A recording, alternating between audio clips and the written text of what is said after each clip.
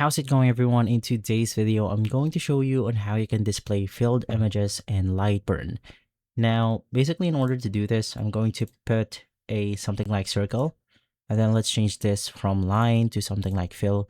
And in my case, since I've actually changed the options, it's now showing me the filled images or shapes in my Lightburn. Now, if you're doing this for the first time, the first thing that you want to do is to navigate through this specific option, which is the general Lightburn settings, display options, and many more. So let's click on this option right here.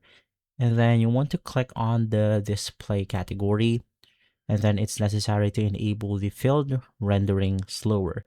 So if you actually disable this, it will show up like this one, and we can only preview the filled images inside the preview option. And so once again, it's going to be this specific option right here. And now you're good to go. If this video has been helpful, leave a like, subscribe, and follow us for more videos like this. Thanks for watching.